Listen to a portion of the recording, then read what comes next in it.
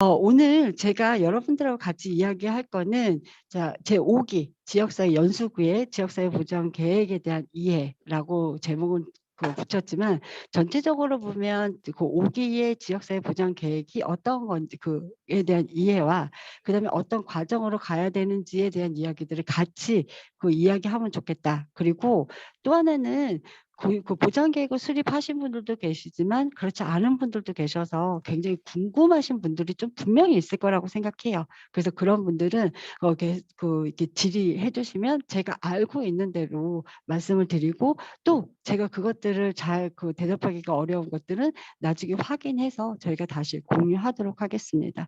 자, 그래서 오늘 지역사회 보장 계획, 오늘 저희가 같이 이야기할 거는 지역사회 보장 계획의 개관들, 그리고 지역사회 보장 계획의 수립 및 절차, 그리고 주체가 누구냐라고 하는 것들, 그리고 연수구의 주민 욕구조사 결과를 제가 같이 공유하려고 했었는데, 이거는 설명회 때 같이 이야기하기 때문에 실질적으로 이 부분은 조금 제가 간단하게 말씀을 드리고 넘어가도록 할 거고요. 그리고 제5기 지역사회 보장 계획 특성 및 계획 수립 이 어떤 과정을 하는지 한 부분들, 그다음에 여기 계신 분들이 되게 궁금하신 게 그런 걸 겁니다. 지금 이제 어쨌든 계획 수립하는 과정 속에서의 역할들, 그다음에 우리가 모니터링을 어떻게 해야 되는지에 대한 부분들.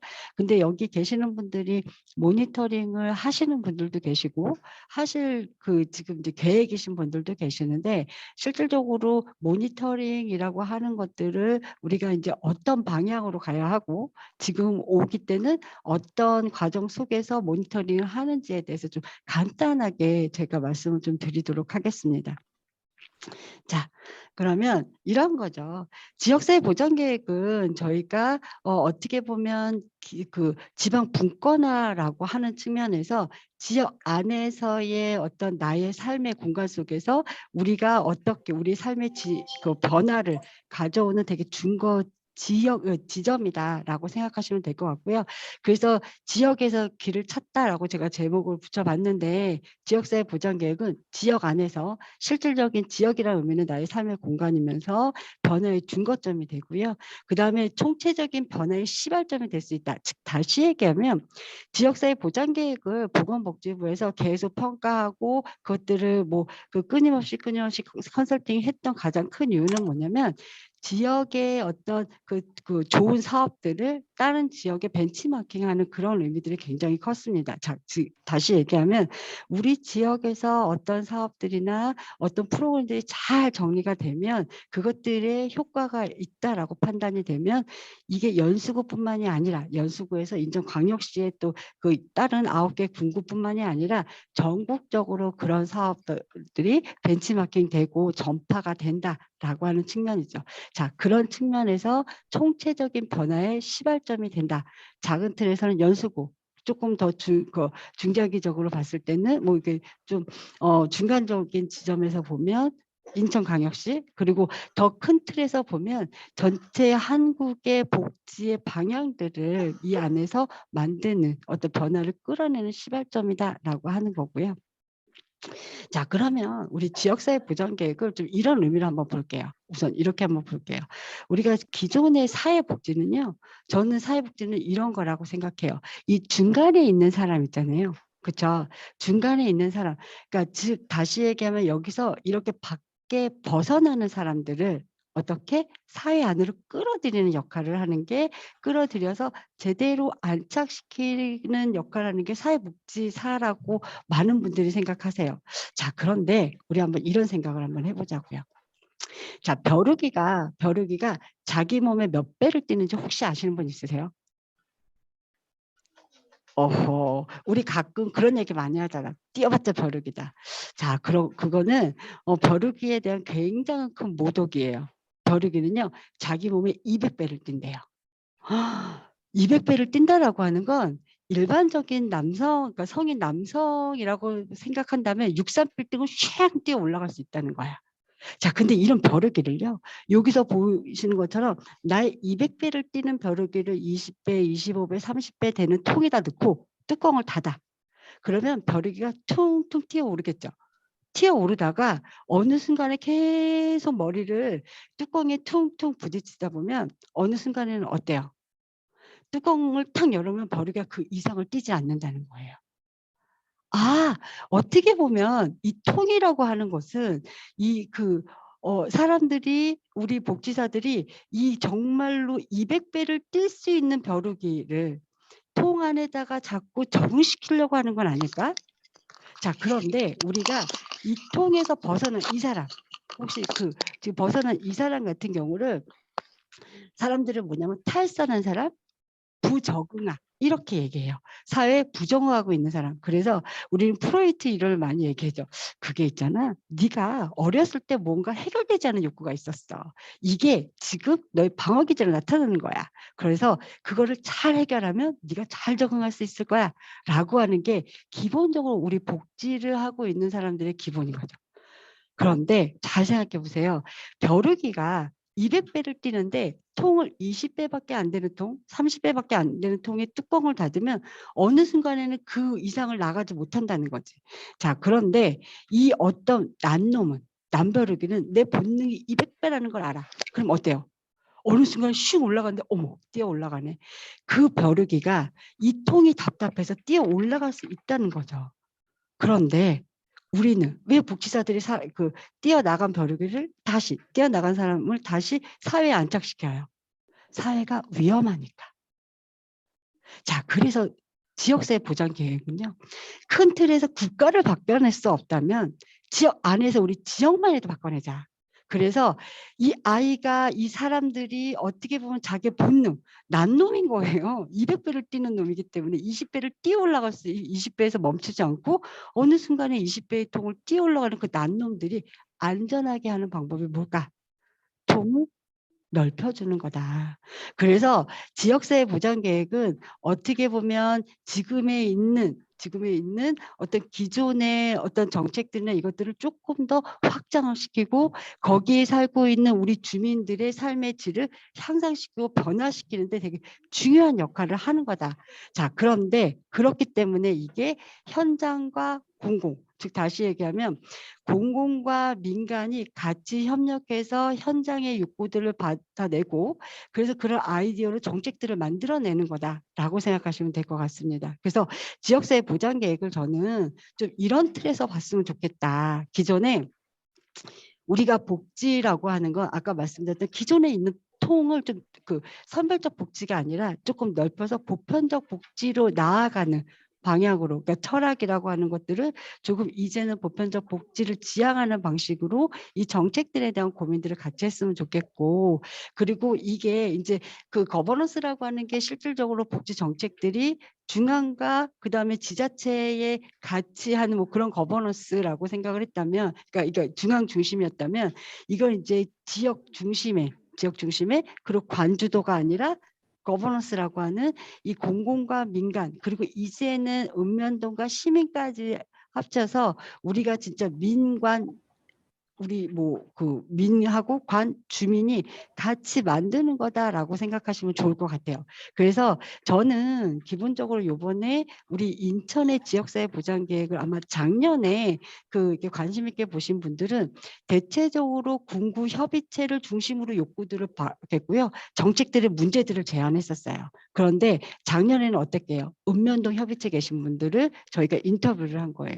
왜 그러냐면 주민들의 어떤 밑에, 그러니까 우리가 보면 현장의 전문가들이 보는 시각과 주민들이 보는 시각이 다르기 때문에 실질적으로 현장에 있는 우리 전문가들은 다양한 통로에서 그리고 계획을 수립할 때 당신들의 욕구들이나 현장의 이야기를 할 수 있는데 주민들이 소외되거든요. 소외되는 가장 큰 이유는 어떻게 참여하는지 몰라서 이게 지금 정보들이 굉장히 단절되기 때문에 이런 부분들이 있습니다. 그래서 그분들에게 지역사회 보장 계획에 대한 이해와 그분들이 지금 하고 있는 활동에 대해서 조금 점검해드리고 컨설팅도 해드리고 그리고 현장에 대한 목소리를 듣기 위해서 작년에 저희가 읍면동 협의체에 계시는 분들 인터뷰를 했고요. 그거에 대한 효과는 읍면동 협의체에 계시는 분들이 지역사회 보장 계획에 관심을 갖기 시작하셨어요. 동의하세요? 뭐 안 하실 수도 있고 저는 제가 이제 10개 공고를 보다 보니까 그 지역에 따라서 읍면동 협의체에 계시는 분들이 군구 협의체에 문을 두드리시는 분들도 계시고요. 그다음에 내가 정책에 관련돼서 아니면 우리 지역에 관련돼서 목소리를 내고 싶다라고 하는 이야기들도 하세요. 이게 진정한 거버넌스다라고 하는 말씀을 좀 드리고 싶었고, 그다음에 대상이라고 하는 거, 그러니까 우리가 이제 사회복지는 기본적으로 정책은 대상을 중심으로 했다면 이제는 사건을 중심으로, 예를 들어서 아동이냐 노인이냐 장애인이냐 이런 방식이 아니라 지역에서의 어떤 통합돌봄에 대한 문제들, 그래서 그 대상들이 모두 다 포함이 되면서 이분들의 어떤 그 이 돌봄 체계들을 어떻게 구축할 거냐 라고 하는 논의들을 한다거나, 그리고 특히 연수구 같은 경우는 아마 그 이 신도심하고 구도심 간의 격차가 조금 많이 나요. 그쵸? 인정하시죠? 그래서 신도심과 구도심의 격차를 어떻게 줄일 거냐, 줄이기 위해서 지역사회 보장 계획을 어떤 방식으로 설계할 거냐라고 하는 논의들을 하는 게 저는 연수구가 지금 가지고 있는 좀 또 새로운 어떤 풀어야 되는 숙제가 아닐까라는 생각이 좀 들고요. 자, 그래서 이전까지는 우리가 대상을 중심으로 보장 계획들을 고민했다면 이제는 어떤 사건들을 중심으로 해서 보장 계획들을 세워야 되지 않겠냐라고 하는 거고요. 자, 그런 측면에서 저는 개인적으로 지금 협의체에 갖고 계신 어떤 분과를 중심으로 계획을 수립하는 게 아니라 사건들, 즉 뭐 통합돌봄이나 아니면 지역에 있는 그 청소년들의 문제를, 그 청소년이라고 이야기하지만 이 아이들을 어떻게 그 사회가, 그 지역사회가 이 아이들을 케어할 건지, 뭐 이런 부분들. 그래서 그리고 이제 부평 같은 경우는 그런 고민들을 하고 있습니다. 문화에 대한 고민들을 하고 있어요. 이거 뭐냐면 기존에 우리가 이제 실업을 빨리 하거나 조기 은퇴하시는 분들, 이런 분들이 실질적으로 딱 은퇴를 하고 나면 은퇴해도 우리가 중장년층이거든요. 이분들이 가실 데가 없는 거예요. 그래서 맨날 그냥 거리에 나와서 그냥 핸드폰이나 하고 계시고 소통하지 못하시고, 특히 남성분들 같은 경우는 그런 문제가 굉장히 심각해요. 그래서 그러면 우리가 남성뿐만이 아니라 전체적으로 세대 간의 갈등들을 해소할 수 있는 문화 콘텐츠에 대한 고민들을 이 지역사회 보장계획에서 한번 좀 담아냈으면 좋겠다라는 이야기들을 하고 있거든요. 자, 그래서 연수구도 또 그런 측면과 우리가 신도심하고 구도심에 이 어떻게 이런 격차들을 해소할 것이냐라고 하는 측면, 그럼 욕구도 다를 거예요. 신도심은 청소년이나 교육의 문제에 집중할 거고, 구도심은 그러면 단순하게 이분들의 어떤 소득이나 욕구에 지금 우리가 일상적으로 이거보다는 어떤 문화적인 측면, 환경적인 측면으로 그렇게 접근을 할 수도 있다. 그래서 좀 지역사회 보장, 5기의 지역사회 보장 계획은 대상 중심에서 사건 중심으로 좀 포괄적으로 갔으면 좋겠다라고 하는 거고요. 그리고 기존에는 이제 어떤 이벤트나 단기적인 사업들을 중심으로 이 사업들을 배치했다면 이제는 정말로 중장기적인 그 사업들, 지금 당장에, 그러니까 이제 4년뿐만이 아니라 이것들이 정말로 그 10년, 20년 이후에 어떤 변화가 있을 건지. 저도 여름부터 얘기 또 가야 아마 돼서 복지를 계속 전공하신 고민만 있는데 분들이라서 사실 베버러지 보고서 아시죠? 베버러지 보고서가 우리가 이야기하는 복지국가의 어떤 기틀을 마련했다라고 하는데, 베버러지 보고서는요, 베버러지가 100년 후에 그 100년 후에 영국의 모습은 어떻지? 라고 하는 것을 머릿속에 넣으면서 설계를 했다고 하더라고요. 그러니까 중장기 계획도 이제는 우리가 좀 장기적인 계획 속에서 지금 중장기, 지금의 현재 어떤 변화들을 같이 고민할 거냐라고 하는 좀 그런 시각으로 계획을 수립했으면 좋겠다. 라는 말씀을 좀 드리고 싶고, 또 하나는 이제 우리가 대상이라고 하는 부분에 있어서 취약계층을 중심으로 지금까지 수립했다면 이제는 일반 주민들, 즉 다시 얘기하면 이런 거죠. 우리가 그 3기랑 4기랑의 혹시 지역사회 보장계획의 차이가 뭔지 아세요? 3기 때는 아마 협의체 계신 분들 더 잘 아실 텐데, 3기 때는 지역복지협의체였죠. 2015년부터 뭐라고 불렀어요? 지역사회보장협의체로 바뀌었거든요. 이 얘기는 뭐냐면 3기 때는 우리가 지역사회 복지 계획을 수립했어요. 4기부터 어디까지? 지역사회 보장 계획을 수립하기 시작을 했어요. 이거는 복지 계획은 대상을 중심으로 하는 계획이었다면 아동, 여성, 저소득, 장애인, 뭐 노인 이렇게 했다면 이제는 그분들에 대한 어떤 대상을 중심으로 한 보건을 중심으로 많이 그 계획들을 수립했다면 4기 때는 여기에 뭐가 들어가요? 주거, 고용, 문화, 교육, 환경, 지금은 인권까지도 법률까지도 이 안에 들어가거든요. 아, 이제는 취약계층을 포함한 이제 일반 주민들, 그러니까 복지라고 하는 것들에 대한 체감하는 일반 주민들의 영역까지도 이 지역사회 보장계획에서는 다 포함해서 집어넣어야 된다. 그러니까 같이 설계를 해야 된다라는 말씀을 좀 드리고 싶고요. 그리고 기존에는 어떤 이 지역사회 보장계획이 시설이나 기관을 중심으로 했다면 이제는 정말 지역 커뮤니티를 중심, 그 공동체를 중심으로 우리가 계획을 수립해야 되는 거 아니냐라고 하는 거고, 그래서 아까 말씀드린 것처럼 단순하게 노인 돌봄, 아동 돌봄이 아니라 그 우리 그 커뮤니티 케어를 중심으로 해서 이 지역 안에서의 어떻게 보면 돌봄 체계를 어떻게 구축할 거냐라고 하는 측면으로 우리가 이 계획을 수립해야 된다라는 말씀을 좀 드리고 싶습니다. 그리고 기존에는 어떻게 보면 뭐 분별적이고 편파적으로 서비스를 어떻게 제공할 거냐, 누구에게 어떤 서비스. 근데 이게 아니라 아까 계속 말씀을 드리지만 이제 종합적이고 총체적으로 서비스를 어떤 방식으로 뭐 전달할 거냐 이렇게 가야 된다. 그리고 이 기존에는 누구에게 어떤 서비스를 제공하는 직접 서비스를 제공하는 중심이었다면 이제는 사회보장 그 계획은 인프라를 어떤 방식으로 구축할 거냐라고 하는 부분이고요. 여기에 이제 또 하나 제가 첨언을 해드리고 싶은 건 그런 거죠. 자, 기존에는 그 우리가 코로나 이전에는 어떻게 보면 사람들이 서비스를 찾아왔다면 이제 그 제5기의 어떤 중장기 계획은 찾아가는 복지 서비스를 고민하면서 계획들을 수립해야 된다. 이제는 대형 건물들을 만들고 인프라라고 하면 우리는 대형 건물을 만들고 복지관을 크게 짓고 뭐 노인복지관, 장애인복지관, 뭐 그 문화센터 이렇게 해서 크게 생각을 했는데 이제는 코로나 이후에 인프라의 경향들도 달라지고 형태들도 달라지고 서비스의 내용과 방식도 달라졌다. 뭐냐면 찾아가는 서비스, 욕구가 있으면 사람들이 그 안에 가고 어디서든지 서비스를 제공할 수 있는. 그래서 저희가 뭐 스마트 개념에서 뭐 가상복지관 이런 이야기들을 그래서 저희가 또 주목하기도 했었는데 실질적으로 가상복지관은 여기에 적절하게 맞는 개념, 명확하게 맞는 개념은 아닌 것 같고요. 제가 드리고 싶은 얘기는 자 이제는 뭐 우리 그런 것들도 부평에서는 이제 그 사업들을 시작을 하는데 노인 무슨 주택인지 제가 정확하게 그 개념이 이름이 생각이 안 나는데 그거는 노인이 일반 주택에서 그러니까 일반 주택에서 노인들이 살면서 의료 서비스를 받도록 만들어주는 주택이에요. 그래서 저는 거기다가 우리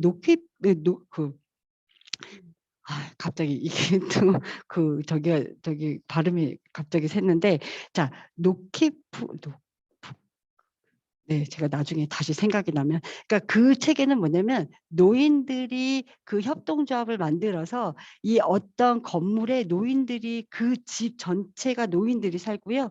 거기에서 보건이나 그 보건뿐만이 아니라 복지 서비스도 그쪽으로 찾아가는 방식인 거예요. 그래서 기존에 노인들이 복지관에 찾아갔다면 그게 아니라 서비스가 노인이 있는 그 집으로 찾아가서 그 주택이나 건물로 찾아가서 노인들에게 필요한 여가라든지 생활을 할 때의 어떤 위생이라든지 요리 강습이라든지 뭐 다양한 콘텐츠를 들고 가서 그 서비스를 제공하는 이런 방식으로 서비스에 대한 우리가 좀 아이디어나 고민들을 좀 할 필요가 있다. 그래서 인프라라고 하는 것도 따지고 보면 어떤 지금의 기존의 건물들을 세우는 게 아니라 좀 다른 방식으로 그 새롭게 구축하는 것들도 한번 지역사회 부장계획에서 좀 고민해 볼 수 있지 않을까라는 말씀을 좀 드리고 싶습니다. 그래서 5기의 지역사회 보장 계획은 기존의 방향에서 조금 대안적인 방향들로 좀 전환할 필요가 있다.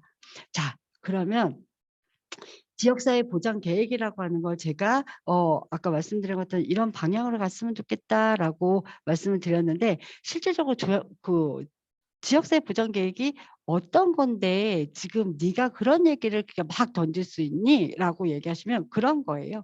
지역사회 보전 계획의 기본적인 의미는요. 여러 주체들. 즉 다시 얘기하면 민간과 공공뿐만이 아니라 민간도 협의체뿐만이 아니라 지역에서 활동하고 계시는 다양한 주체들이 참여를 해서 이 안에서 서로 소통하면서 계획을 수립하는 거다. 자, 이 얘기는 제가 일기 때 저는 그런 경험들이 일기 때 가장 저한테는 그 감명이 깊었고 그때 그 하는 그 계획을 수립하는 과정 속에서 그분들의 어떤 역할들 이거에 이게 진짜로 지역사회 보장 계획이구나라고 생각을 했었는데 그 당시에 지역사회 보장 계획을 할 때 이런 거였어요. 지역에 제가 그 아동 돌봄 쪽에 들어갔었는데 아동 그러면 유치원이 있고요. 그다음에 보육 시설이 있고 그다음에 뭐 민간 공공 그리고 뭐 그 아동 관련해서는 유치나 유아원 말고도 뭐 다양한 그 개인 시설들 뭐 이렇게 해서 그 주체들이 한 공간에서 토론 그 이제 그 회의를 진행을 했었어요. 그러면 아시겠지만 각각의 주체들은 우리가 가장 큰 욕구를 가지고 있다고 생각하거든요. 자, 그런데 그분들이 토론을 하면서 실질적으로 아동에 대한 자기가 서 있는 기관이 아니라 아동에 대한 고민들 그리고 우리만 가장 열악하다고 생각했는데 저쪽도 열악하구나. 그래서 유치원에 계시는 분이 가장 큰 자기 얘기를 많이 하셨었는데 결과적으로 유치원을 더 확장하자라고 얘기했던 게 주로 들었고 다시 공공의 어떤 아이들, 그 공공기관이라든지 아니면 열악한 기관들이나 문화센터, 아동을 위한 문화센터 이런 것들을 더 설치해야 된다라는 논의들로 이 방향들이 좀 전환이 됐거든요.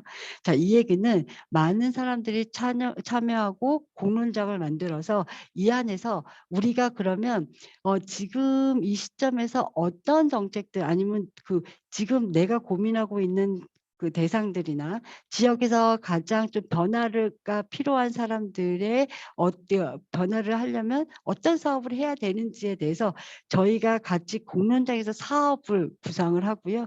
그리고 그것들에 대한 실천 목표를 결정하는 겁니다. 그래서 지역사회 보장 계획은 계획만 수립하는 게 아니라 계획 플러스 어떻게 이거를 구현할 건지 실천 전략까지도 같이 수립하는 거다라고 보시면 될 것 같습니다.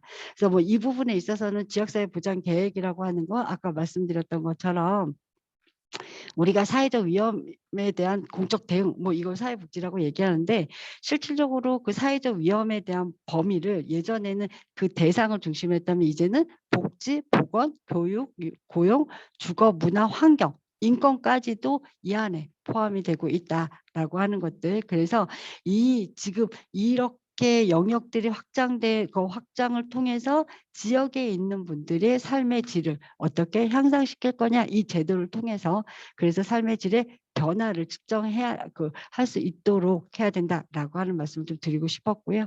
그래서 지역사회 보장 계획의 궁극적인 목표는 그 목표나 가치는 그런 겁니다. 계획과 관련해서 어떤 그 관련된 체계나 조직들이 어떻게 구성이 되어 있는지 그리고 구성된 그 조직들 간에 어떻게 조화롭게 논의할 수 있는지에 대한 구조를 만드는 거고 그리고 또 거기에서 이 이후에 그러니까 미래에 발생될 것 같은 어떤 위험들과 그 위험을 해결하기 위한 방안들에 있어서 우리가 어떻게 해결하기 위해서 자원을 배분할 거냐라고 하는 것들을 결정을 하고 자 그런 그 다양한 위험들의 다양한 대안들 속에서 실질적으로 가장 지금 우선해야 되는 게 뭐냐라고 하는 우선순위를 결정하는 거다라고 생각하시면 될 것 같아요. 그래서 지역사회 보장 계획의 궁극적인 어떤 가치라고 한다면 최적의 조건에서 의사결정을 실행하는 거다. 즉 다시 얘기하면 다양한 어떤 그 방안들 속에서 아니면 다양한 사업들이나 정책들 속에서 어떤 것들을 먼저 시행할 건지 그리고 그 시행하게 되면 어떤 변화를 일으키게 될 건지에 대한 부분들 그것까지 고민하면서 우선순위를 결정하는 거다라고 생각하시면 될 것 같아요. 그래서 우리가 분과회의에서 사업들을 결정을 하고 그다음에 논의를 통해서 어떤 걸 할 건지에 대한 부분들을 부분들을 우리가 그 논의를 통해서 결정을 하는 거구나라고 보시면 될 것 같고요. 그 지역사회 보장 계획이라고 하는 거는 뭐 수립 배경은 지방 분권화를 강화하기 위한 거였다. 그리고 지역 중심의 사회 보장의 어떤 그 기반을 마련하고 그다음에 통합적인 보장 계획이 필요하다라고 하는 측면에서 이 계획을 수립하게 됐다라고 보시면 될 것 같고요. 그래서 지역사회 보장 계획은 거기 수요와 공급, 그다음에 욕구를 같이 그 조사를 하고 인프라나 아니면 그 이 서비스 어떤 정책들을 만들어야 되는지에 대해서 같이 논의하는 거다. 그리고 궁극적인 목적이라고 하는 건 이 지역 사회에 거주하고 있는 주민들의 어떤 변화들을 끌어내는 거다. 그래서 제가 말씀드린 것처럼 시민들에게도 이렇게 지역사회 보장 계획을 수립하는 걸 참여시킴으로 인해서 복지에 대한 새로운 인식의 변화들을 끌어내고 그리고 민간과 그러니까 주민들의 참여와 민간 자원들을 어떻게 활용할 건지. 자, 왜 그러냐면 지역 그 4기 때 큰 변화 중에 하나는 3기 때까지는요. 우리가 국가 사업들을 여기 중심 국가 사업도 지역사회 보장 계획에 수립하도록 했었어요. 그런데 이제는 중앙정부 사업이 국고 사업이 아니라 군구에서는 군구 자체 그 예산으로 하는 사업들을 중심으로 이 계획을 수립하도록 하고 있는데 거기에 이제 사업의 내용에 따라서 시의 어떤 그 매칭하고 있는 사업들도 포함하는 거다. 자, 이 얘기는 민간에서 같이 논의를 통해서 그 예산 플러스 지역에 있는 인프라들을 지역에 있는 자원들을 같이 자원들 어떻게 활용할 건지 이런 부분들도 같이 고민해야 된다라고 하는 거예요. 그래서 그런 자원들은 공공이 아니라 민간에서 많은 자원들을 가지고 계시기 때문에 그 계획 수립하는 과정 속에서 내가 어떤 역할을 해야 되지라고 하는 것도 같이 고려돼야 된다라고 이해하시면 좋을 것 같습니다. 자, 그리고 지역사회 보장 계획의 어떤 목적은 제가 다 말씀을 드린 것 같고요. 그래서 통합적이라고 하는 건 우리가 계획을 수립할 때 우리 군구 것만 보는 게 아니라 시와 중앙정부 우리 사회보장위원회에서 하고 있는 그 중앙정부의 정책들하고의 관계들, 그다음에 우리 군구에서 보시면 지역사회 보장계획에 그냥 우리만 하는 게 아니라 그 장애인 중장기 계획도 수립하고요. 의료보건 중장기 계획도 수립하고 그다음에 뭐 노인 중장기 계획을 수립하는 곳도 있고 아동의 중장기 계획을 수립하는 곳도 있거든요. 자, 그래서 다양한 정책들과의 어떤 과정 속에서 이거를 통합적인 그 계획을 수립해야 된다라고 하는 측면에서 통합적 그 목적을 가지고 있고 참여적이다라고 하는 건 당연히 주민의 참여들을 유도하는 것이고 협력적이다라고 하는 건 제가 아까 전에 계속 강조하고 있지만 거버넌스를 형성하는 거다라고 생각하시면 될 것 같습니다. 그리고 아까 말씀드렸던 것처럼 복지에서 보장으로 간다라고 하는 측면에서는 그 협의에서 광의의 개념으로 이 지역사회 보장 계획도 수립해야 되는 어떤 당위적인 그 뭐 미션을 가지고 있다 이렇게 보시면 될 것 같고요. 그래서 이 안에서는 7개 영역들이 지금 포괄되어 있고 그다음에 결과적으로 얘기하면 어떤 주민 그 생활의 전반적인 문제에 대해서 다양한 집단들의 어떤 이해관계를 조정을 하고 그래서 균형을 맞추는 과정이다라고 보시면 될 것 같습니다. 그리고 지역사회 보장 계획은 우리가 그냥 단순하게 지자체에서 이번에 할까 말까를 결정하는 게 아니라 법정 계획이기 때문에 지금 5기를 세우면 4년 후에 6기를 세울 수밖에 없다. 라고 하는 거죠. 그래서 이런 법정 어떤 그 계획이기 때문에 실질적으로 잘 계획을 수립하면 4년 후에도 4년 후에 또 그 더 좋은 계획들을 수립할 수 있고 또 그 좋은 계획이라고 하는 거에 기본은 뭐다? 지역의 주민들의 삶의 변화를 끌어내는 거다라고 생각하시면 될 것 같습니다. 그래서 지금까지 이렇게 쭉 말씀드렸던 것들을 제 기대 효과로 말씀을 드리면 뭐 지자체 주도 뿐만이 아니라 그 주도이면서 이 주민들의 어떤 역할들 그리고 사회 보장의 어떤 그 운영의 기반을 마련하고 그다음에 운영의 효율화를 저희가 그 뭐 효율화를 달성할 수 있고요. 그리고 이 균형적인 사회보장, 즉 다시 얘기하면 지금 전체적인 이 지역사회 보장의 큰 틀에서 보면 전국의 사회보장의 어떤 균형들을 맞추려고 하는 거다. 격차를 해소하는 걸 목적으로 하고 있다. 그리고 그걸 통해서 그 해소를 기대한다라고 보시면 될 것 같고요. 자, 지금 아마 여기까지가 어떻게 보면 지역사회 보장 계획에 이게 계획을 왜 수립해야 되는지에 대한 전체적인 이해를 하실 수 있을 거다라는 생각이 좀 듭니다. 자, 그러면 이제부터는 구체적으로 지역사회 보장 계획이 어떻게 수립되는지에 대한 논의들, 뭐 이 표는 나중에도 여러분들이 보실 수 있어서 뭐 그냥 간단하게 말씀을 드리면, 지역사회 보장 계획은요, 원래는 저희가 4기까지는 1년 동안의 계획도 수립하고, 그다음에 이거에 관련돼서 그 계획 수립과 그 조사와 계획 수립을 같이 했었다면, 5기에서는 조금 많은 것들이 변화했습니다. 그래서 계획 수립을 1년 전에 계획 수립을 위해서 조사를 하고, 그다음에 2020 지금 2년이죠. 2년에 23년부터 26년에 계획을 수립하도록 하고 있다라고 보시면 될 것 같습니다. 자, 그래서 5기 때는 4기랑 다르게 지역사회 보장 계획이 2년 동안 2년에 걸쳐서 수립을 하는 거구나. 그래서 작년에 저희가 조사를 했고, 그 조사한 결과를 근거로 해서 계획을 수립하고 있는 거구나라고 생각하시면 될 것 같습니다. 그래서 이 부분에 있어서는 어떤 절차를 가지고 있는지에 대한 이야기들을 좀 하려고 했던 거고요. 자, 여기에서 보시면 원래는 이게 이제 지금 뭐 이거의 한계는 뭐냐면, 2005기 때는 실질적으로 이 지역사회 보장 계획에 대한 절차 수립에 대해서 보건복지부에서 이렇게 안을 정확하게 좀 내놓지 않아서 제가 대략적으로 그 부분을 조금 정리를 한 거고요. 지역사회 보장 계획은 어떻게 4기까지는 광역하고 그다음에 군구하고 기초지자체하고 큰 차이가 없었어요. 그런데 5기서부터는 굉장히 크게 변화되는 지점들이 있더라. 그래서 그거는 제가 조금 이따가 제가 말씀을 좀 드리도록 하겠습니다. 그래서 뭐 여기서 대략 보면 지역사회 보장 계획이 작년에 저희가 실태 조사를 했고, 그다음에 올해 계획을 수립하는 거다라고 보시면 될 것 같습니다. 그래서 작년에 아마 이제 우리가 계획을 수립하는 과정에 있어서도 10개 군구를 600케이스를 지정을 해서 저희가 조사를 했고요. 전국에서 조사하는 거는 아마 이제 그런 얘기들을 하시는데, 확률 포집을 해서 지역의 인구 수에 따라서 조사 대상들이 이 수가 결정이 됐었거든요.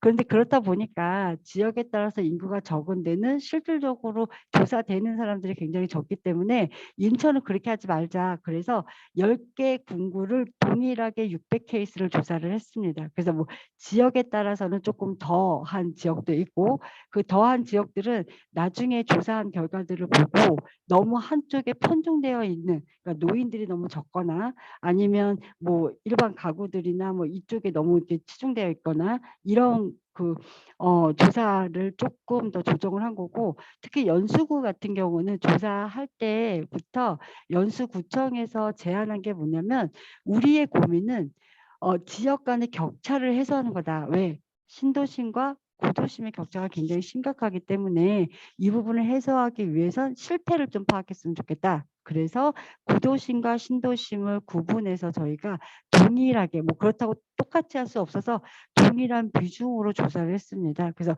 전체의 일반 가구 3부가, 그다음에 노인 가구, 장애인 가구, 다문화 가구는 실질적으로 동일한 배수로 해서 동일한 비율로 해서 조사를 했기 때문에 그 결과 가지고 이 격차들을 저희가 좀 보는데 유의미한 자료가 될 수 있다라는 말씀을 좀 드리고요.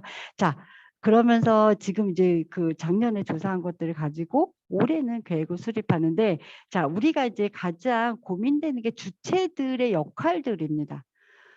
내가 시군 군구협의체, 읍면동협의체나 아니면 내가 공무원이신데 실질적으로 내가 지역사회 보장 계획을 할 때 어떤 역할을 해야 되고 내가 뭘 해야 되지? 이런 고민들이 있으세요.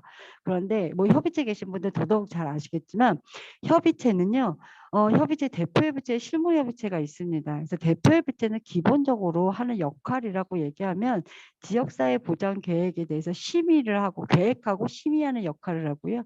협의체는 실행하는 역할을 합니다. 그래서 구체적인 계획을 수립을 하는 건데 저는 대표협의체에도 실질적으로 이 계획을 수립할 때는 실무협의체에 계신 분들하고 같이 계획을 수립해야 된다라고 하는 게 저 개인적인 판단이고요. 즉 그게 이제 어찌 됐든 간에 기존에 그 많은 분들이 협의체가 가지고 있는 뭐 대표협의체나 실무협의체의 역할들을 지역사회 보장 계획을 수립할 때 또 그걸 구분하시는 거에 대한 불편함이 있어서 말씀을 드리는 거고, 자 이런 대표협의체나 실무협의체는 민간인 거고요. 그리고 이 지역사회 보장 계획은 이 협의체 뿐만 아니라 주민의 읍면동 협의체에 계시는 분들도 같이 참여를 하는 주체다라는 말씀을 드리고 싶어요. 그래서 실질적인 주체는 주민들과 그다음에 그 협의체, 군구 협의체와 그다음에 담당하는 지역의 공무원들이 이 그 사업들을 수행하고 계시는 공무원들이 같이 계획을 수립하는 핵심 주체다. 그리고요.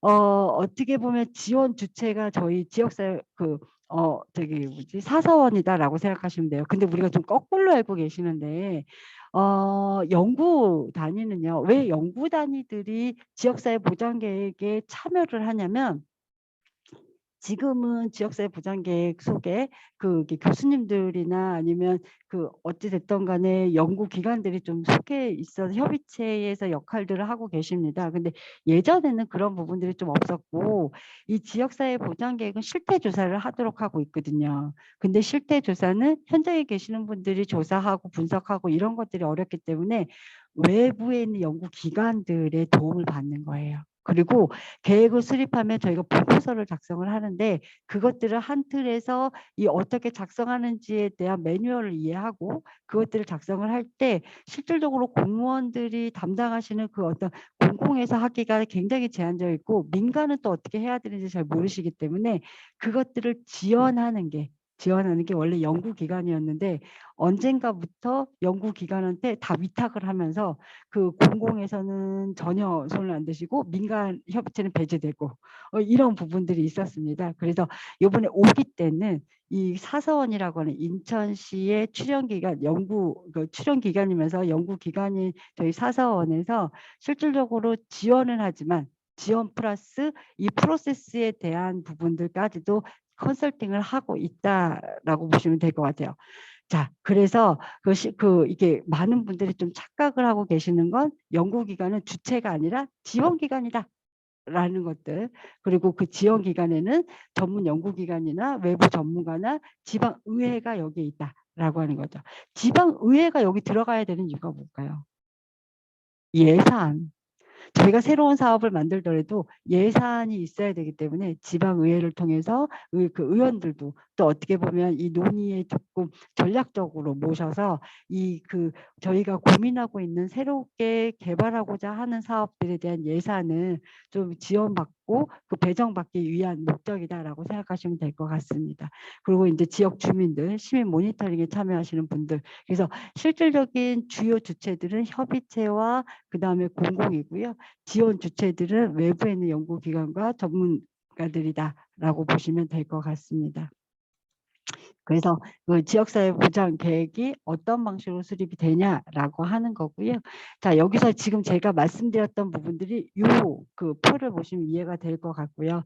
계획 수립은 여기 계획 수립 TF라고 하는 거는 실질적으로 계획 수립에 어떤 것들이 들어가는지, 그러니까 지역사회 보장 계획의 목표나 추진 전략들 그것들이 우선순위를 결정해서 사업을 배치한다. 지금은 도대체 무슨 얘기하는 거지?라고 생각하실 수 있는데 조금 있다가 이 부분에서는 제가 조금 자세하게 말씀을 드리도록 하겠습니다. 그래서 우선은 계획 수립을 위한 TF를 구성을 해야 되는데 지금 어떻게 보면 이런 거죠. 여기에서 이 총괄 TF를 저희가 계획 수립 TF를 설정을 하는 거고요. 계획 수립 TF는 여기 기획 조정 TF하고 계획서 작성 TF, 모니터링 TF가 포함이 되고 여기에 총괄 TF 팀장을 보건복지 원래 그 4기 때는 과장님을 하셨더라고요. 근데 이제 과장님을 폄하하려고 하는 게 아니라 과장님이 아마 적극적으로 참여하신 걸로 제가 알고 있는데, 지역사회 보장협의체의 복지정책 과장님이 TF 총괄로 계시면 다른 부서의 다른 과의 어떤 협조를 얻기가 굉장히 제한적입니다. 그래서 대체적으로 국장님, 보건복지국장님을 좀 TF 팀장님으로 저희가 모시려고 하고, 동구 같은 경우는 아직 이제 결정이 됐는지는 좀 모르지만 제가 어떻게 제안을 했냐면, 동구는 부총장님이 굉장히 부지직이셨다고 하더라고요. 그래서 동구는 총괄 TF 팀장님을 부총장님, 그렇죠? 부시장님을 저희가 모시도록 제가 제안을 드렸습니다. 자, 그러면 부시장님이 예를 들어서 TF 팀장이 되시면요, 그러니까 총괄 팀장인 거죠. 총괄이 되시면 다양한 부처들, 그러니까 공공기관의 타 부서들에 있어서 복지 영역이 아닌 우리가 이야기하는 뭐 행정이라든지 교통이라든지 다른 그 부서의 협조를 받는 게 굉장히 용이해요. 그리고 회의에 참여하는 것도 굉장히 용이해지거든요. 그래서 전략적으로 저는 국장님도 굉장히 훌륭하시지만 좋지만 이걸 좀 저희가 확장력을 가지기 위해선 이 부시장님을 저희가 TF로 모시는 것도 한번 같이 고민해 볼 필요가 있겠다라는 말씀을 좀 드리고 싶고요.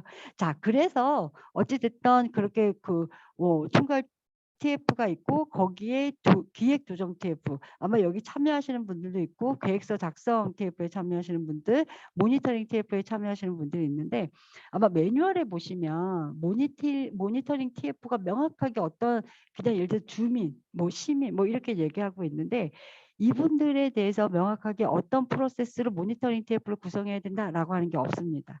그 이유는 뭐냐면 실질적으로 이 보건복지부 매뉴얼은 누가 이걸 작성할까요? 그렇죠. 균발센터에 있는 박사님이 하시고요. 그 얘기는 현장을 잘 모르세요. 현장을 위에서 보고 계시기 때문에. 자, 그래서 인천은 모니터링 TF를 어떻게 구성할 계획인지에 대해서 여기서 제가 좀 설명을 좀 드리려고 해요. 기획조정 TF는요, 말 그대로 우리가 워크숍이나 아니면 방향이나 이것들을 저희가 기획조정 TF에서 결정을 하고, 그리고 이에서 결정한다라고 하는 표현보다는 논의해서 이렇게 가겠다라고 하는 것들을 계획하게 되고요. 계획서 작성 TF는 저는 그렇게 설계를 하고 있는데, 제가 참여하고 있는 건 인천과 부평을 제가 참여하고 있는데, 어, 원래 계획서는요, 지금 분과를 결정하는 게 아니라 워크숍이 있잖아요.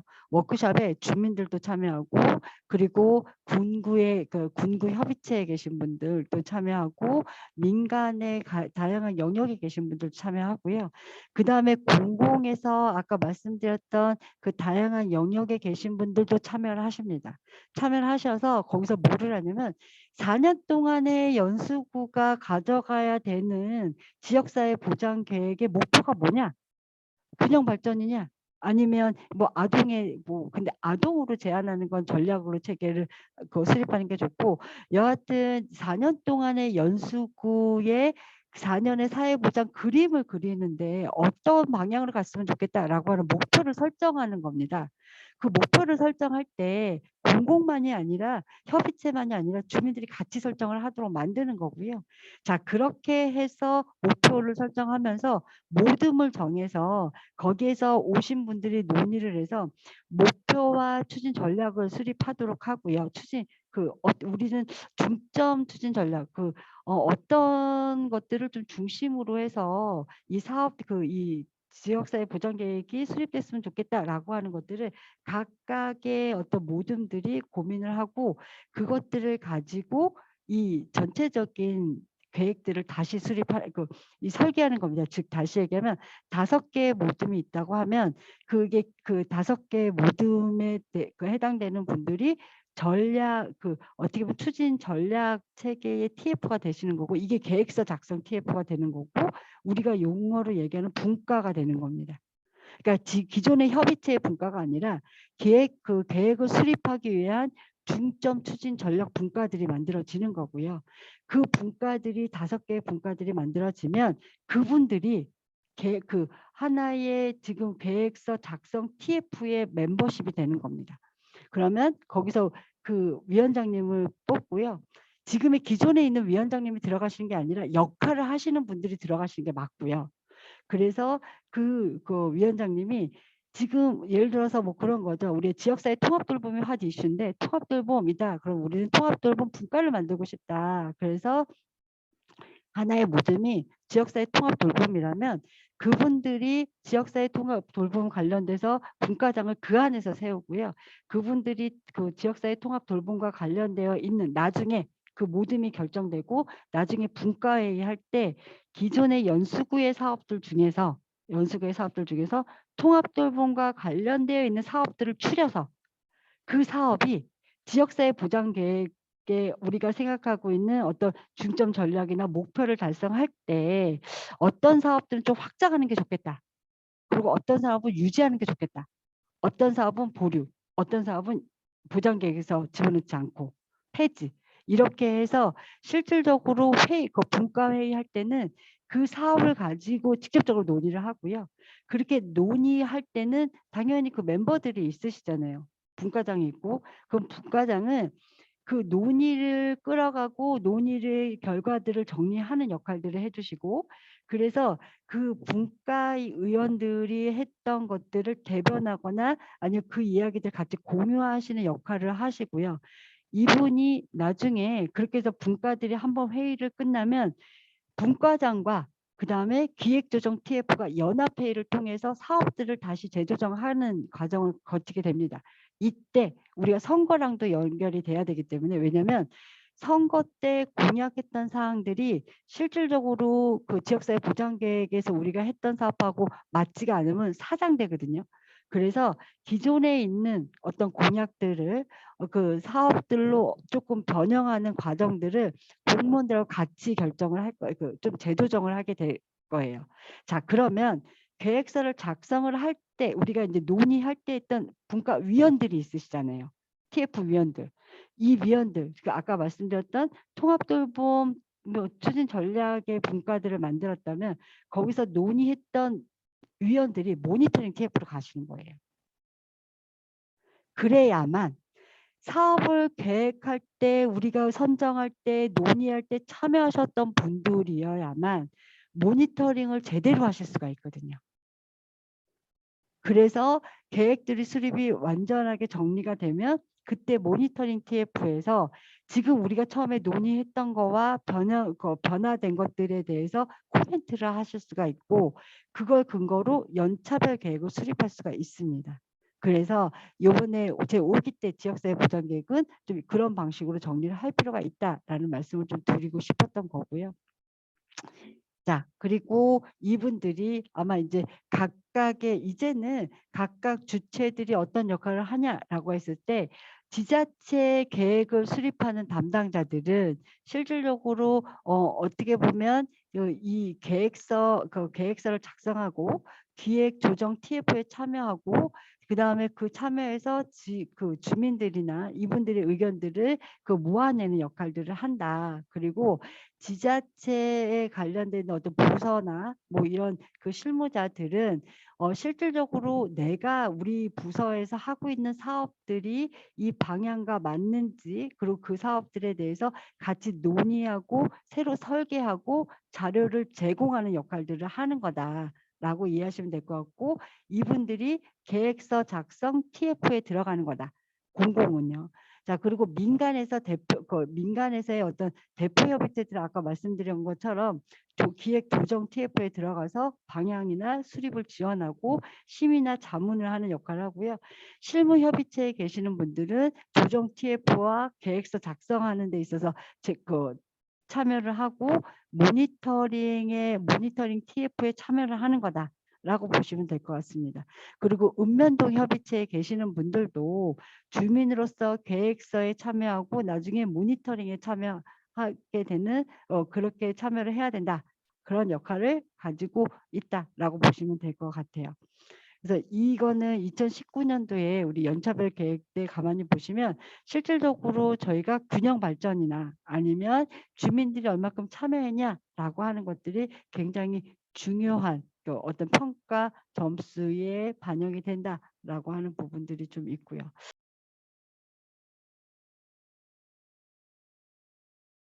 그 지역사회 보장 계획의 어떤 특성이나 정말 구체적으로 어떻게 수립을 해야 되는지에 대한 부분들. 왜 지금 아마 수립을 해보셨던 분은 뭐가 틀리지라고 생각을 하실 수 있는데 조금 좀 달라진 부분들이 있습니다. 그래서 그 기존에 생각하셨던 것들보다 어떤 것들이 차이가 있는지 좀 확인할 수 있겠다라고 하는 생각이 좀 들고요.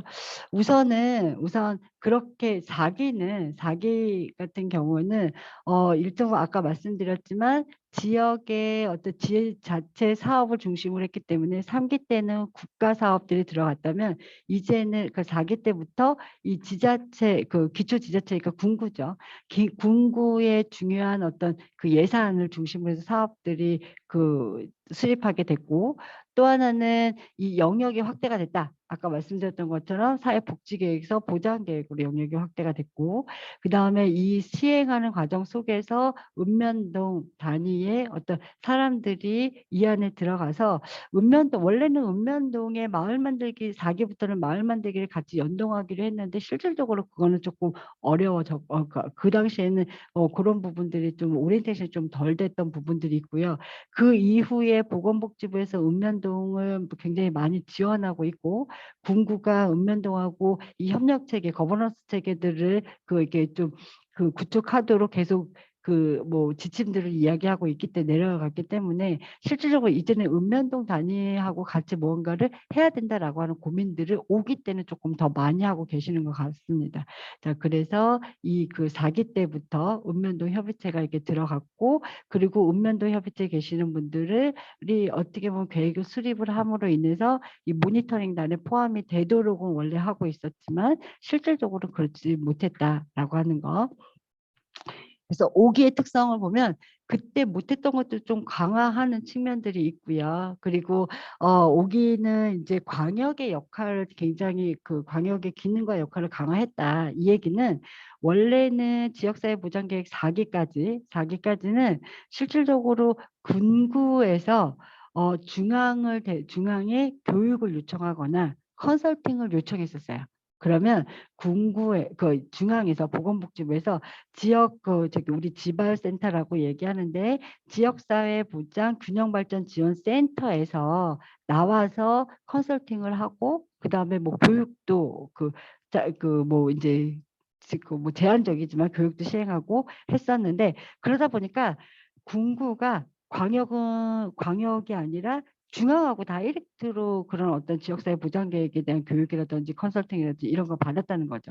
자, 이런 문제들을 중앙에서도 실질적으로 그 광역이 이 기초 지자체하고 지역의 사회보장 균형 발전을 같이 고민해야 되는데 특히 사업은 국가 사업이 아니라 군구 사업과 플러스 시와 매칭되는 사업들을 통해서 무언가를 조금 그 새로운 발전들을 가져가야 되는데 이게 그 중앙이 교육이나 컨설팅을 잡고 있으니까 광역이 배제될 수밖에 없는 부분들이 있거든요. 그래서 5기 때부터는 중앙은 광역만 교육하고 컨설팅을 하고요.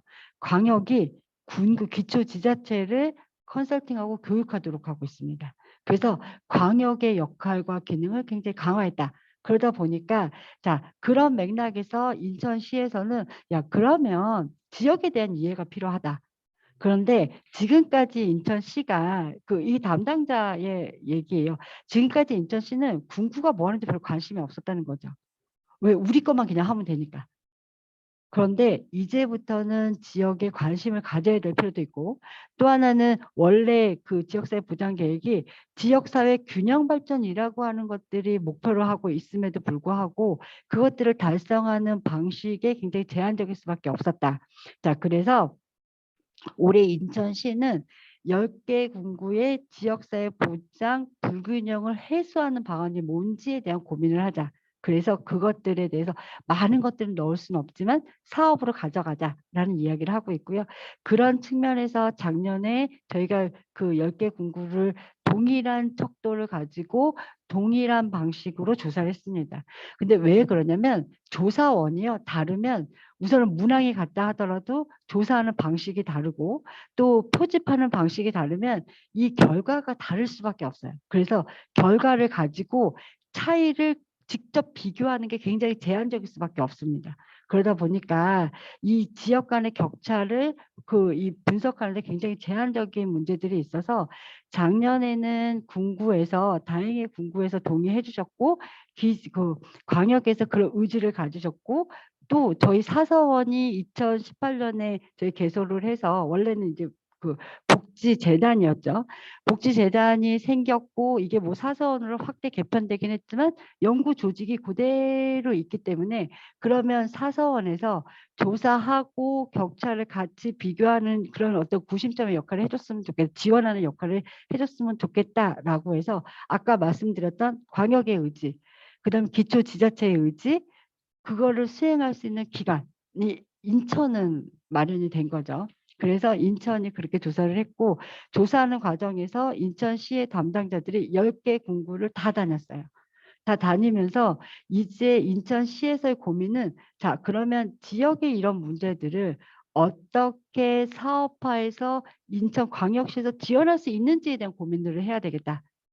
라는 고민들을 가져가게 됐고요. 물론 그게 어떻게 정말 현실적으로 얼마만큼 당길지는 모르겠지만 우선은 그런 의지가 생겼다라고 하는 고민들 그리고 어떻게든 지역사회 보장계획이 이렇게 중요한 거기 때문에 이제까지 이렇게 중요한 지역사회 보장계획, 주민의 삶과 직접적으로 연계가 되는 정책을 만드는 그리고 정책에 중심적으로 체크하는 이런 지역사회 보장계획이 이전까지는 굉장히 그냥 책꽂이에 꽂혀 있는 그리고 무의미하고 연차별 계획을 형식적으로 만드는 이런 문제들을 좀 보완하기 위해서 컨설팅도 하고 그다음에 그것들에 대한 교육도 하고 또 인천시를 보시면 연수구는 뭐 드릴 말씀이 없어요. 계속 너무나 그 보고서도 그렇고 이 활동들도 그렇고 굉장히 잘하시는데 그렇지 않은 지역은 활동을 잘하는데 그것들을 어떻게 보고 정리해야 되는지에 대한 걸 모르시거나 이것들에 대해서 전혀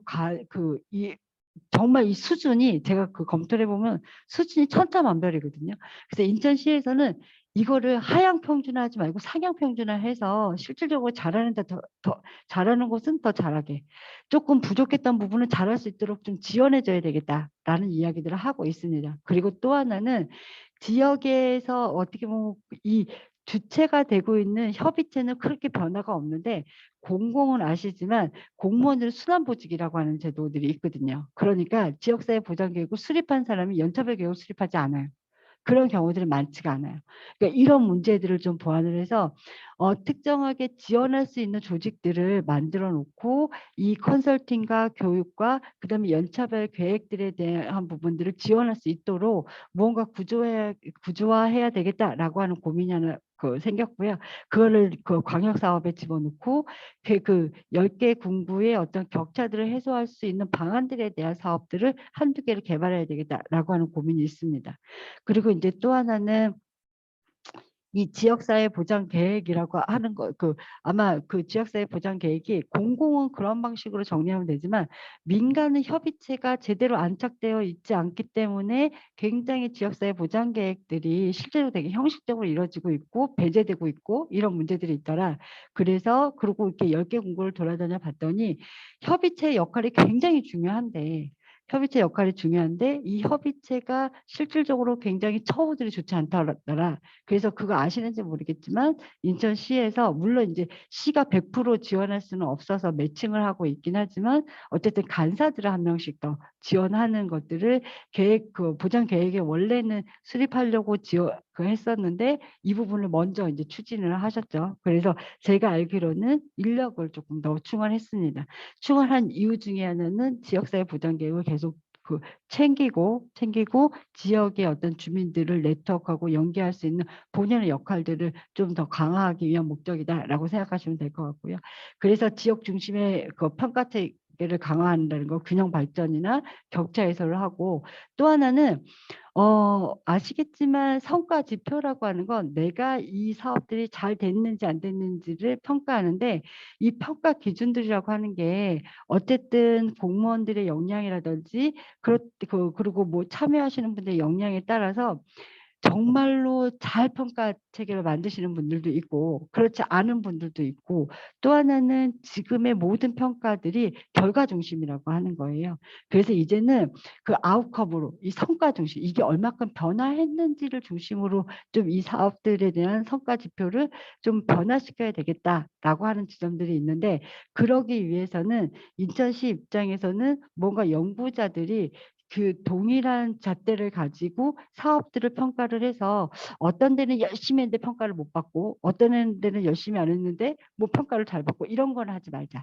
그래서 그런 부분들은 좀 그 상향 평준화하고 좀 부족한 부분들은 좀 지원을 해서 지표 관리도 좀 했으면 좋겠다. 그래야지만 나중에 그런 지표들을 통해서 어떤 지역들을 조금 더 강화해서 지원해야 되는지, 그리고 또 어떤 지역들은 그것들을 가지고 다른 지역에 확산하고 전파해야 되는지에 대한 고민들을 같이 가져갈 수 있기 때문에 이런 고민들을 하고 있고요.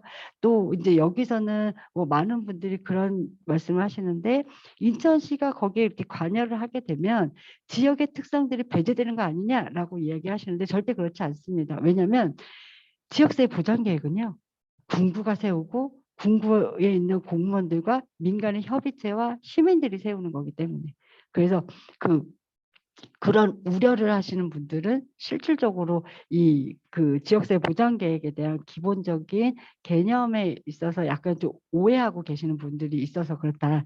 아마 아시겠지만 작년에도 그렇고 올해도 그렇고 시는 지금 추진하고 있는 것들을 자기네들이 가서 관망하는 게 아니라 지역이 어떤지를 확인하러 돌아다니는 거거든요. 그래서 요번에 워크숍을 할 때도 시의 담당자들이 지역의 워크숍들을 다 가서 확인한다고 하더라고요. 이건 관리 감독이 아니라 지역의 어떤 현황들, 논의를 어떤 논의가 있고 욕구들에 대해서 어떻게 논의하고 있는지 이것들을 배우러 간다라고 생각하시면 될 것 같아요. 그래서 그걸 챙기려고 하세요. 그래서 오기의 변화와 인천의 변화들을 같이 이해해서 제가 말씀드렸는데, 이렇게 인천이 변화되고 있구나라고 보시면 될 것 같고, 이게 중앙에서 원래 지역사회 보장계획을 수립하고자 하는 목적이었어요.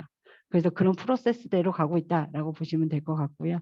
그리고 이제 5기에는 아까 4기 때 잠깐 말씀드렸지만 읍면동 협의체를 실질적으로 읍면동 협의체 마을 만들기랑 같이 연계하는 이야기들을 했었는데, 그것들에 대해서 그 필요성을 인지하기도 하고, 근데 그 제도가 바뀌었는데 그것들에 대한 제도가 얼마큼 매뉴얼이 바뀌었는지를 잘 모르시기도 하고, 또 그 당시에는 읍면동 협의체가 제대로 갖춰지지 않은 분들이 있어서 굉장히 제한적일 수밖에 없었거든요. 근데 5기 때는 이렇게 다양한 주민들이 참여하는 것들에 있어서 굉장히 중요한 어떤 그 평가 틀로 가져갈 예정이다라고 생각하시면 될 것 같습니다. 그래서 5기 때는 말씀드린 것처럼 주민 참여에 대해서 그리고 민간의 협력이라고 하는 부분들을 되게 강조하고 있다라고 보시면 될 것 같습니다. 그래서 지금 뭐 그것들을 제가 조금 더 정리를 한 거고요.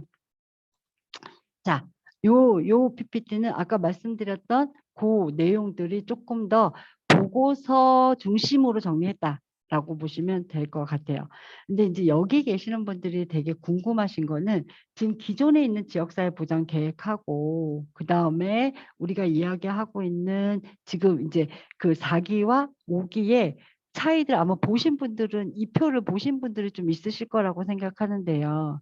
이 표를 보시면 막막하세요. 그리고 내가 계획 TF를 할 예정인데 이 계획 TF에서 내가 어떤 역할을 해야 되고 이것들을 어떻게 고민해야 되고 왜 표가 이렇게 나왔는지에 대해서 되게 궁금하신 분들이 꽤 있으실 거고요. 아마 이 부분에 있어서는 우리 공무원분들이 더 공공에 계신 분들이 더 많이 궁금해 하시는데, 자, 아까 제가 모두에 말씀드린 것처럼 5기 때의 고민 중에서 중요한 거는 지역사회 균형 발전이고, 이거는 광역 차원에서는 기초들 간의 그 균형 발전, 사회보장 균형 발전이라면 지역 안에서는 내부의 어떤 균형 발전에 대한 그러니까 발전 전략들을 좀 구체적으로 정리했으면 좋겠다라고 하는 거고, 정리한다라고 하는 건 사업으로 만들어서 챙겨야 한다라고 하는 거예요. 자, 다시 얘기하면 여기 연두색 있잖아요. 연두색은 우리가 기존에 아까 전에 제가 말씀드렸던 4년 동안의 지역사회 보장 계획, 그래서 4년 동안 우리 지역은 어떻게 바뀌었으면 좋겠다라고 하는 목표를 설정하고 그 목표 하에 그러니까 사회보장 전략들을 이렇게 세우는 거였다. 이거는 기존의 그 방식인 거고요. 거기에 플러스 자, 균형 발전이라고 하는 측면에서 원래는 지역에 있는 어떤 사각지대를 해소하고 위기 각오를 발굴하고 하는 부분들이 실질적으로 되게 중요한 부분들이 있습니다. 그래서 이거는 그 발전 체계에 적절하진 않지만 의도적으로 보건복지부에 집어넣은 거예요. 그래서 이거가 좀 논란이 있긴 했었으나 어쨌든 사업으로 저희가 구체적으로 사업으로 정리하는 순간 연차별 계획을 수립해야 되고 연차별 계획에서 계속 챙겨야 되는 부분들이거든요.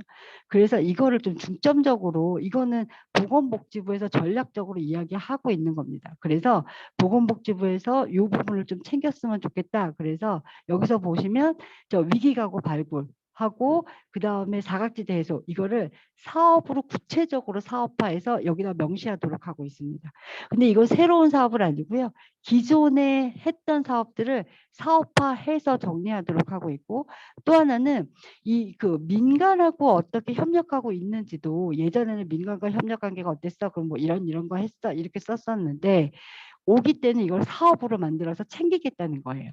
그래서 기존에는 예를 들어서 어떤 복지관하고 연계해서 뭐 김장을 준다든지 아니면 도시락 배달을 한다든지 뭐 이런 부분들이 그냥 그 공공에서는 뭐 민간에게 보조금을 주고 사업 프로젝트 따면 그 프로젝트를 하는 방식이었다면 중장기 계획으로 챙기겠다는 거예요. 그래서 민간과 어떤 협력 관계를 가지고 있는지 협력과 관련되어 있는 사업들을 가져와서 여기서 구체적으로 사업화하고 그거를 연차별로 수행하겠다.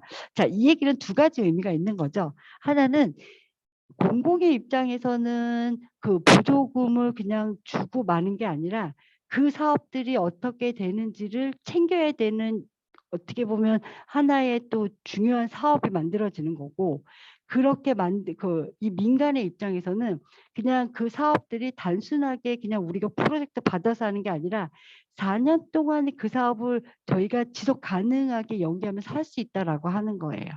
그래서 여기에는 민간과 어떤 사업을 하고 있는지 기존에 그냥 단순하게 했던 사업들을 정말 하나의 사업으로 규정하고 챙기겠다라고 하는 의지를 보여주는 거고 지역사회 거버넌스 구축에서는 지금은 뭐 우리가 기존에 4기 때까지는 우리가 뭐 협의체하고 뭘 하겠다 뭐 그냥 이렇게만 선언적으로 정리를 했었는데 그게 아니라 군구협의체에 대해서 활성화를 위해서 어떤 사업을 할 건데 그리고 읍면동 협의체 활성화를 위해서 어떤 사업을 할 건데 그래서 이 사업을 구체적으로 그 계획을 하고 이걸 챙기도록 하고 있습니다. 4년 동안에. 그걸 통해서 협의체의 활성화와 읍면동의 어떤 활성화를 이 안에서 자기가 점검하고 챙기겠다라고 하는 부분들이 있고요. 그래서 이거는 지금 노란색은 여기에 있는 내용들은 꼭 필수적으로 들어가야 되는 부분들이에요. 자, 그리고 여기서 보시면 그 세 번째 전략에서 보시면 지역사회, 지역 거버넌스를 구축한다. 아까 이게 지역의 활성화고 네 번째 전략으로 보시면 지역사회 보장 인프라 확충이라고 했는데 자, 이거는 예전에는 그냥 한 줄, 두 줄로 뭘 어떻게 해서 우리가 뭐 그 복지관을 몇 개 만들고 막 이렇게 했다면 지금은 구체적으로 어떤 인프라를 4년 동안에 이렇게 뭐 확장을 할 건지 이거를 구체화해서 사업으로 집어넣도록 하고 있습니다.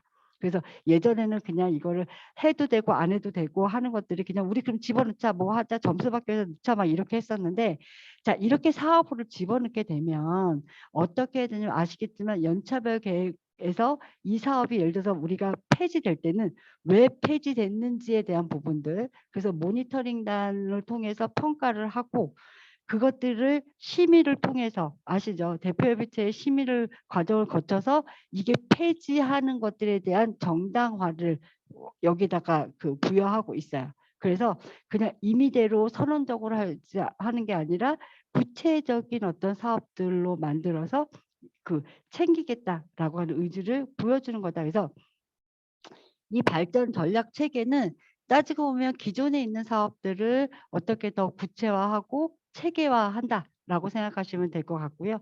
아니면 지금 새롭게 고민하는 사업들을 이 안에서 우리가 그 새롭게 정리해서 챙긴다라고 하는 의미가 있다. 이렇게 보시면 될 것 같습니다.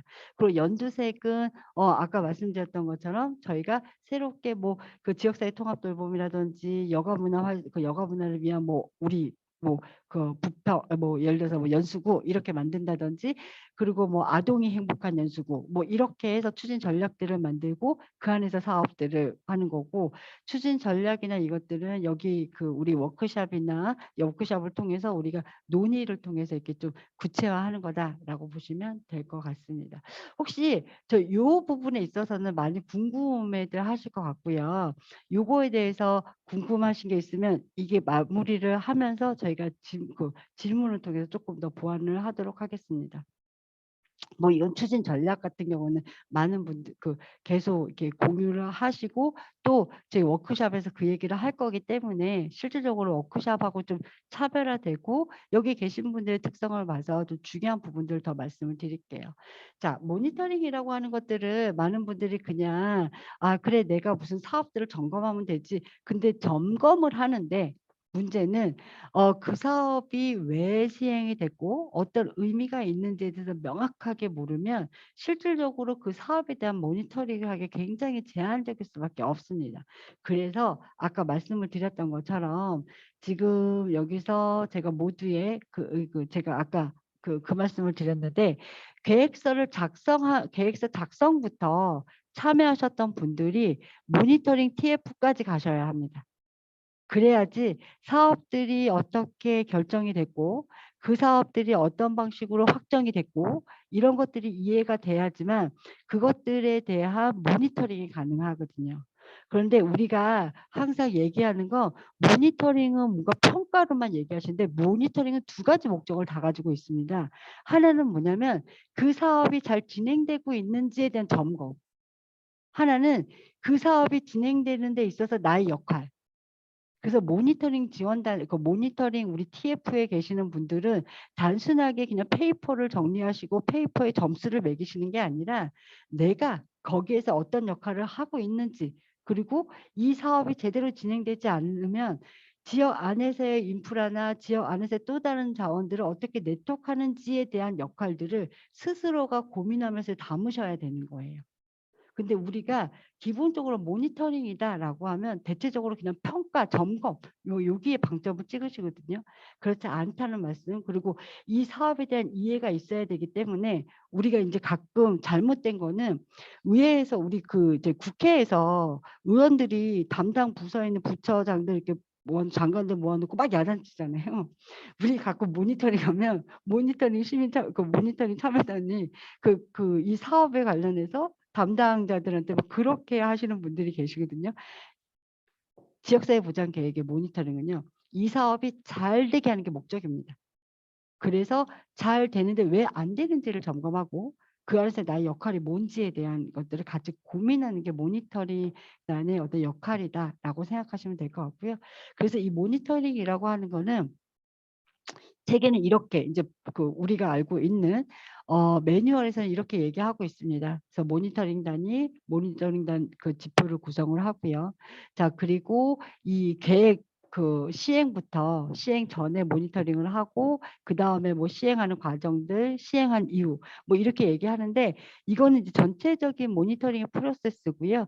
중장기 계획에 있어서는 실제로 모니터링단이 계획에서부터 구성이 되고 그 구성된 모니터링단이 따지고 보면 지금 모니터링을 어떻게 할까라고 하는 것들을 스스로가 모니터링 경험하신 분들 지표에 대한 코멘트 해주시고 같이 구성하는 게 좋고요.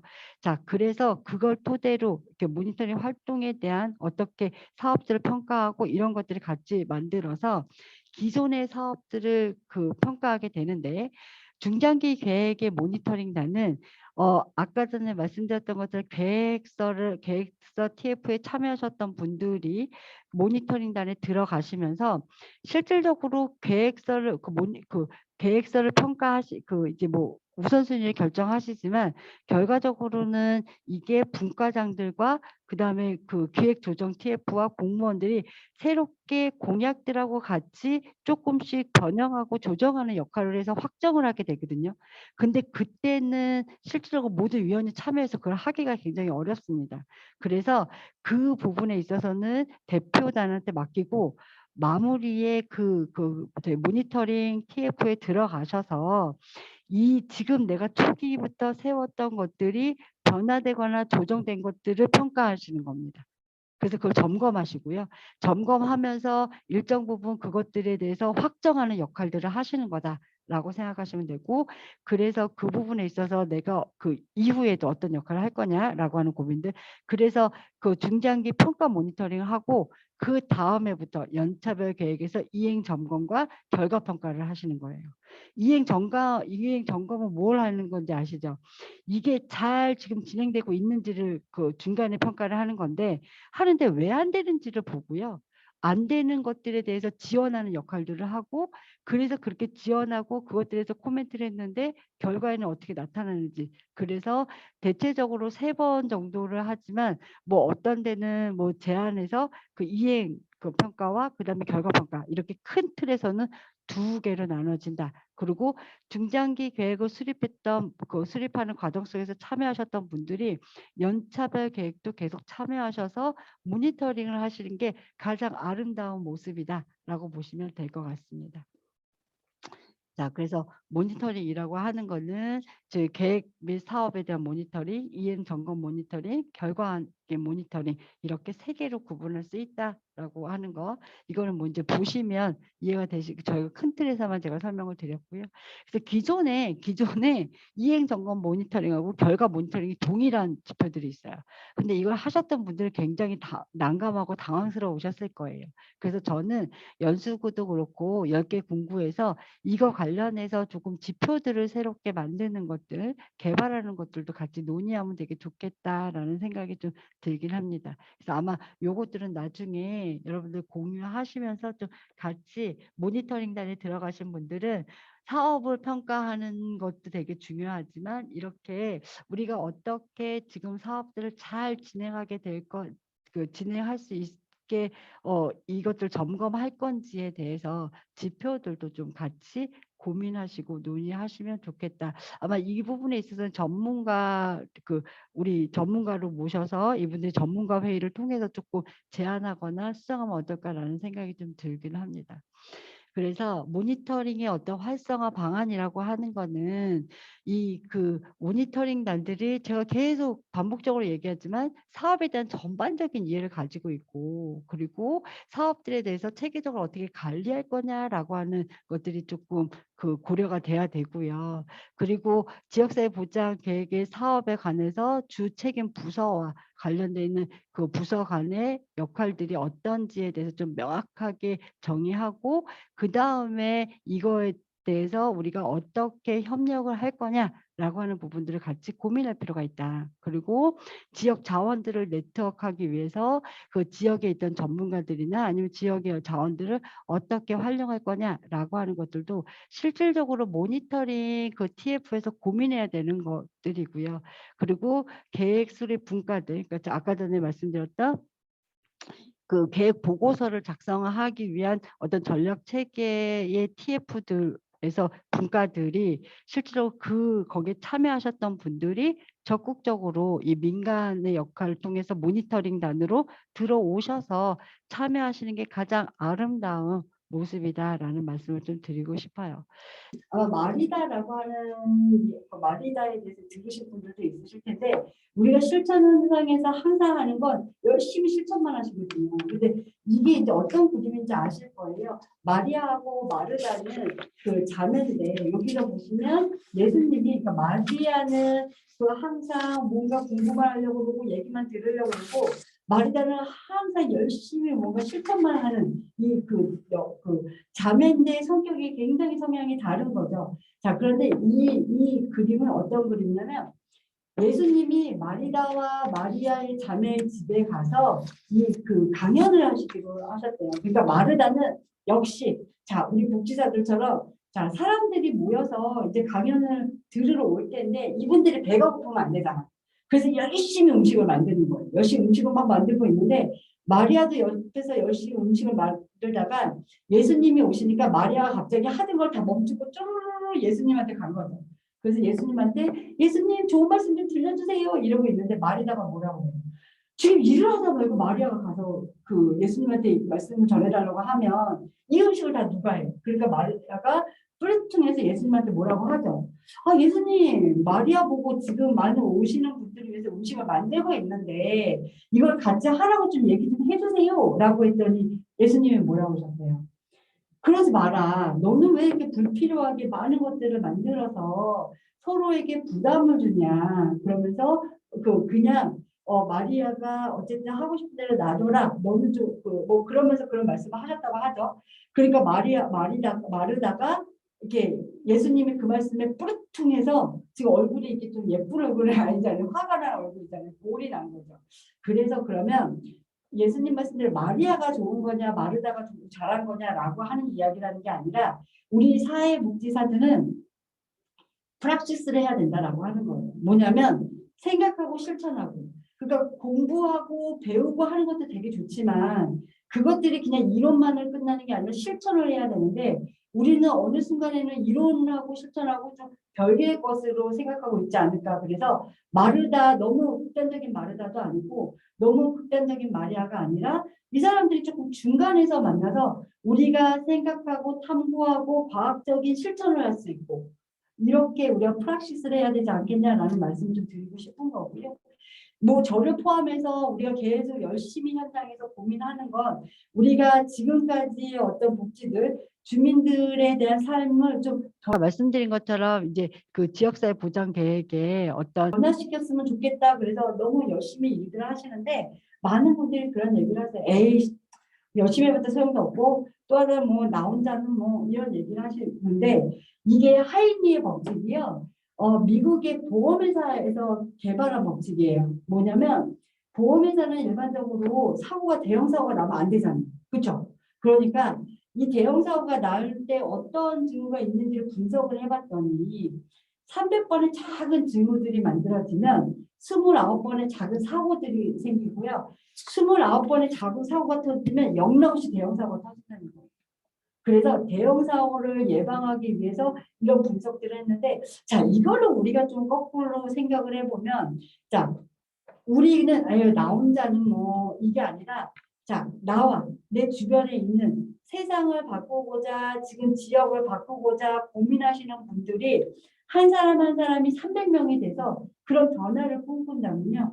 29번의 변화들이 작은 변화들이 있을 거고 이런 작은 변화들이 대형 사고를 친다. 이건 다시 얘기하면 우리가 생각하고 있는 어떤 그런 방향으로 지역사회가 변하지 않을까? 라는 말씀을 좀 드리고 싶은 거고 그래서 나 혼자쯤이야가 아니라 이게 가능할까를 고민하지 마시고 가능하다. 어떻게 우리가 변화해야 되는지에 사람들을 조직하고 변화시키는 데 같이 동참하고 하는 부분들을 해야 되지 않을까라고 하는 거고요.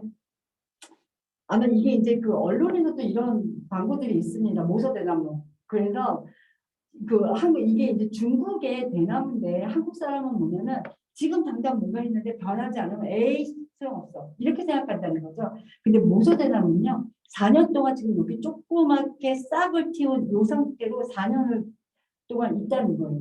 그래서 4년 동안 이렇게 있는데 한국 사람들이 중국에 딱 가면 한 1년 정도 되면 반이 없어지고요. 2년 정도 되면 3분의 2가 없어지고 3년 정도 되면 다 없어지고요. 왜? 한국 사람들이 이렇게 기다리는 걸 잘 못한다는 거죠. 자, 그런데 이 모서대나무는 4년 동안에 밑에 있는 양분들을 쫙 흡수하고 있다가 5년째가 됐을 때 6주 만에 15m를 쫙 자란다는 거예요. 우리가 급하게 마음 먹지 않고 조금씩 조금씩 우리의 변화들을 같이 동참을 한다면 어느 순간에 이렇게 쫙 변화되는 우리 연수구를 볼 수 있지 않을까라는 생각이 좀 들고요. 그래서 급하게 나 혼자라면 아니 우리가 지금부터라도 지금 열심히 하고 계시고 있고 그런 분들이 같이 모여서 조금씩 한 발 한 발을 걸어가면 그게 길을 만들지 않을까. 그래서 우리가 변화를 만들지 않을까. 이 변화에 우리가